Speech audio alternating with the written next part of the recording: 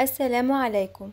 النهاردة هنتكلم عن موضوع بسيط في جافا سكريبت، وهو ازاي نطبع كود. في اي لغة برمجة دايما بيكون في اماكن بنطبع فيها علشان نعرض نتائج الكود بتاعنا، وطبعا جافا سكريبت كمان ليها اكتر من مكان نقدر نطبع فيه. في بقى مكانين مهمين جدا بنستخدمهم للطباعة في جافا سكريبت. اول حاجة صفحة المتصفح، ودي بقى ببساطة هي الصفحة اللي قدام المستخدم اللي بيشوفها لما يفتح موقع على الانترنت، زي مثلا صفحة اللي فيها العنوان، صور، أزرار، كلام، كل ده بيظهر في المتصفح. وتاني حاجة هي الكونسول، ولو عاوز توصل للكونسول لو فتحت أي صفحة اضغط كليك يمين واختار انسبكت، بعدين نروح على تبويب اسمه كونسول، وده بقى مكان بيكون موجود جوه المتصفح بس مش ظاهر للمستخدم العادي. احنا كمبرمجين بنستخدمه علشان نطبع فيه معلومات تساعدنا نفهم الكود شغال ازاي او نعرف لو في مشكلة. الكونسول ده اصلا مش ثابت في مكان واحد، انت تقدر تحركه زي ما انت تحب، ممكن يكون تحت في الصفحة او على الشمال او على اليمين، يعني حسب اللي يريحك. بتغير مكانه علشان تتابع الكود بسهولة وانت شغال. يعني بكل بساطة لو عايز تطبع حاجة تظهر للمستخدم في الصفحة استخدم صفحة المتصفح، لو عايز تطبع حاجة ليك انت كمبرمج علشان تتابع الكود استخدم الكونسول. بعد ما عرفنا ان في مكانين نقدر نطبع فيهم هي صفحة المتصفح والكونسول، تعالوا بقى نشوف مع بعض ازاي فعلا نطبع وكمان بنستخدم ايه علشان نطبع. عندنا 3 كائنات مهمين جدا نقدر نطبع بيهم. اول حاجة الدوكيومنت، تاني حاجة الكونسول، وتالت حاجة الويندو. طبعا احنا دلوقتي بنتكلم عن البيسكس الاساسيات، ولسه قدام هنتكلم التفصيل. يلا بينا بقى دلوقتي نشوف كل واحدة فيهم بتشتغل ازاي. واول كائن معانا في جافا سكريبت هو الدوكيومنت، والدوكيومنت ده في الحقيقة هو تمثيل كامل لصفحة ال HTML اللي احنا فاتحينها. يعني كل حاجة موجودة في صفحة الاندكس HTML، سواء العناوين، الفقرات، الصور، الازرار، اي عنصر موجود في الصفحة دي كلها موجود جوه الدوكيومنت ده. اللي بيخلينا نستخدم الدوكيومنت هو اننا من خلاله نقدر نتعامل مع صفحة بطريقة ديناميكية، يعني مش بس صفحة ثابتة بتتعرض، لكن احنا بنقدر نغيرها ونعدل عليها بالبرمجة. يعني ممكن نغير الكلام اللي ظاهر في الصفحة ونضيف عناصر جديدة تظهر للمستخدم ونحذف عناصر، او حتى نغير الوان وتصميم الصفحة كلها، كل ده باستخدام الدوكيومنت. يعني احنا بقى بنستخدم الدوكيومنت كوسيط عشان نتعامل مع الصفحة دي ونغيرها بالبرمجة. تعالوا كده نضيف في صفحة ال HTML بتاعتنا H4. دلوقتي بقى احنا عايزين نغير شكل الكلام ده عن طريق جافا سكريبت. لما احنا كتبنا دوكيومنت ده معناه ان احنا بندخل جوه الصفحة كلها، يعني بنتعامل مع صفحة كاملة كل حاجة جواها. ولما بنحط بعدها نقطة ده معناه ان بقوله يا دوكيومنت انا عايز حاجة معينة منك، والنقطة دي بتفتح لي الباب اني اطلب منه اللي انا عايزاه، سواء خاصية او وظيفة. بعد كده كتبنا query selector، فهي دالة او وظيفة جاهزة بتخليني اختار عنصر معين من الصفحة. لما انا اكتب document.query selector h4 احنا كده بنقوله هاتلي عنصر ال H4 اللي في الصفحة علشان ابدأ اغير عليه زي ما انا عايزة. والخطوة اللي بعد كده احنا عايزين بقى نغير حاجة في العنصر ده، زي مثلا لون الخط، فاحنا بنكتب دوت ستايل، وده معناه اني اغير حاجة في شكل العنصر زي الالوان او حجم الخط او ايا كان. فلو عايزين بقى نغير لون النص بتاع ال H4 هنكتب style.color بيساوي yellow، وده معناه ان هخلي الكلام اللي جوه عنصر ال H4 يبقى اصفر. وبكده من غير ما نلمس صفحة ال HTML نفسها ولا نغير حاجة فيها قدرنا نتحكم في شكل الصفحة ونغيره من خلال الكود بتاع جافا سكريبت. دلوقتي بقى بالدوكيومنت اقدر اطبع كود جوه الصفحة. يعني دلوقتي احنا عايزين نطبع كود HTML باستخدام الجافا سكريبت. فاول حاجة هنكتب كلمة دوكيومنت، ودي معناها الصفحة كلها، صفحة ال HTML اللي احنا فاتحينها. بعد كده بنحط نقطة، ودي معناها كأني بقول للصفحة انا عايز اعمل جواكي حاجة. بعد النقطة بنكتب رايت، ودي معناها اكتب لي، يعني انا بطلب من الصفحة تكتب لي اللي هحط جوه القوسين. طيب انا عايزة اكتب عنوان H1، لاحظوا كده ان انا كتبت كود HTML جوه علامات التنصيص، يعني كأننا بنكتب كود HTML عادي بس عن طريق الجافا سكريبت.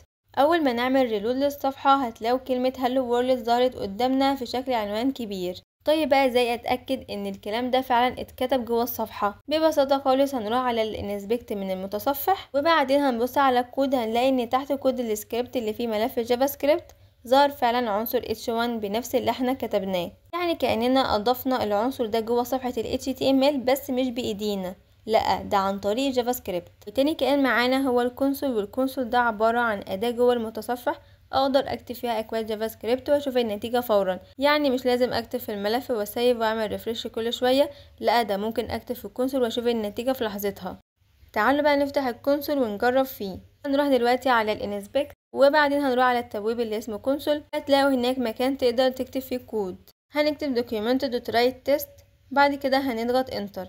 هنتفاجئ ان الصفحة كلها بقت فيها كلمة تيست، وده لاننا استخدمنا document.write من جوه الكونسول، يعني كأننا بنقول للصفحة اطبع لي كلمة تيست. طيب ازاي ده حصل؟ لان الكونسول بيشتغل كأنه باب خلفي للصفحة، بندخل منه وننفذ اوامر على طول. فاحنا لما كتبنا document.write المتصفح فهم اننا عايزين نطبع الكلام ده على الصفحة، فمسح كل اللي فيها وكتب بدلها تيست.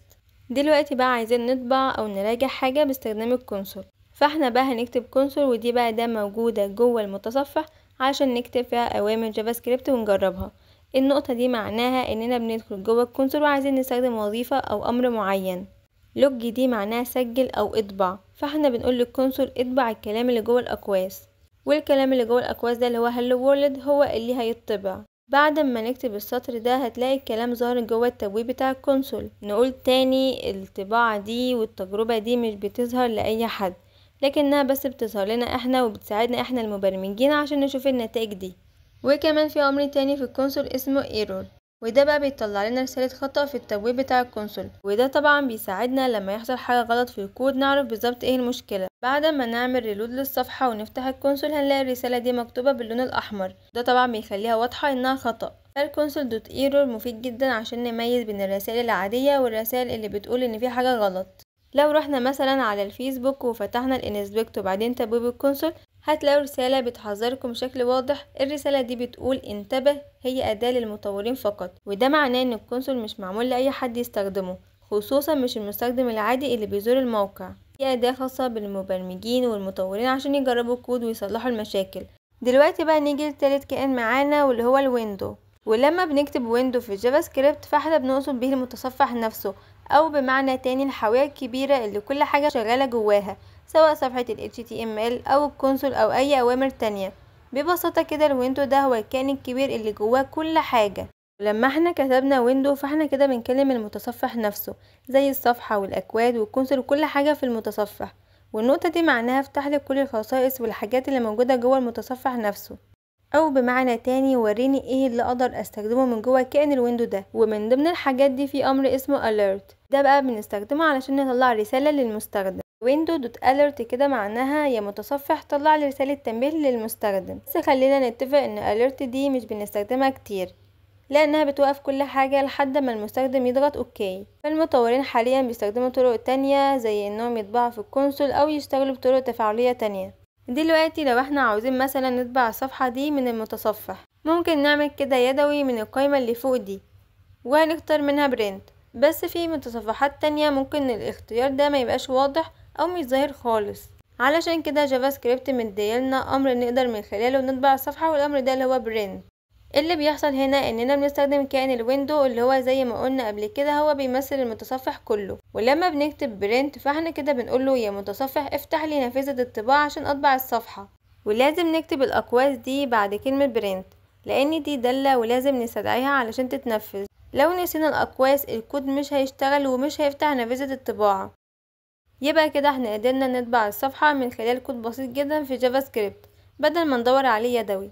تعالوا كده نكتب window.document.write. هنيجي نعمل ريلود للصفحة هنلاقي ان كلمة هالو اتطبعت في الصفحة عادي جدا. ما هو احنا قبل كده احنا كتبنا document.write وبرضه اشتغلت. ليه بقى نكتب window؟ ببساطة لان الدوكيمنت هو جزء من كائن كبير اسمه window، يعني لما نكتب document.write جافا سكريبت بتفهم لوحدها انك تقصد window.document.write. علشان كده الكودين بيشتغلوا بنفس الطريقة سواء كتبت window او لأ. دلوقتي كده تعالوا نرجع تاني على الكونسول ونجرب نكتب window.console.error. هتلاقوا فعلا انها اشتغلت وطلعت الرسالة باللون الاحمر زي ما احنا عارفين. ولو احنا بقى شلنا كلمة window وحطينا console.log او console.error برضو هتشتغل عادي. وده لان الكائن console هو كمان جزء من الكائن window، فعلشان كده احنا في العادي بنكتب console.log او console.error من غير window لانها معروفة وكمان متاحة على طول. فاكرين كده لما كنا بنكتب window.print عشان نطبع الصفحة؟